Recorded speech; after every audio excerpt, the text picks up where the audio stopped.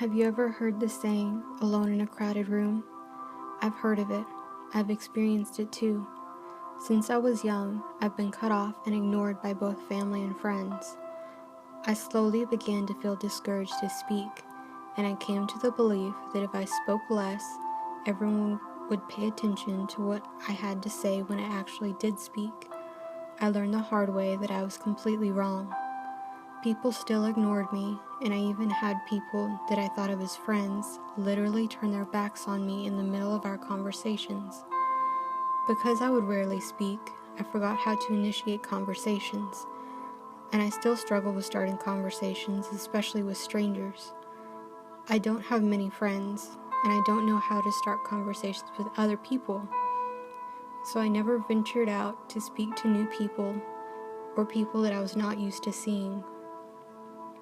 Others did not initiate conversation with me either, thus I was always alone in crowded rooms. The fact that most people didn't listen to what I had to say, nor did they try to start a conversation with me, made me believe that my opinions did not matter. I spoke less every year, and I felt like I had become invisible. Eventually, I became so upset that I thought no one would notice if I disappeared. I was having my worst thoughts around the time that I became friends with Karen and Georgia. I didn't speak much at first, and neither did they, but we eventually became comfortable with each other, and they made me feel wanted and important. They paid attention to what I had to say, and even said their own opinions on any topics I brought up. They listened to any advice I gave them. They always included me at lunch, and they even wanted to hang out with me after school. I felt wanted and I felt important.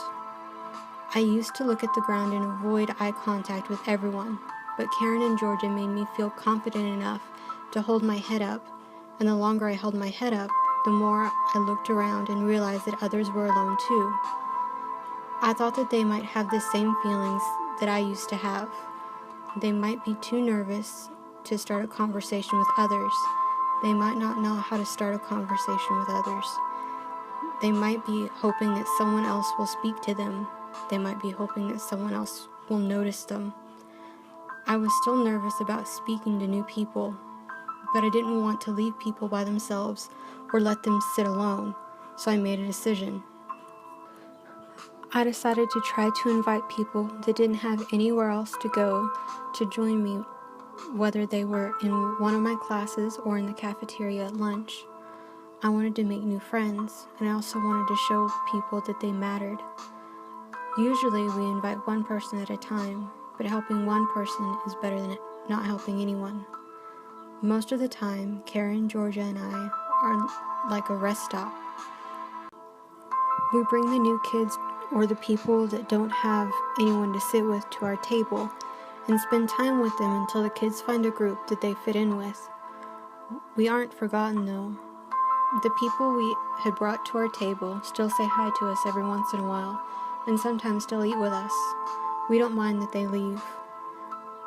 We have each other, and we help them by giving them a place they can belong until they find a better place for themselves. I will continue to help others in this small way, because I believe that no one should be left alone.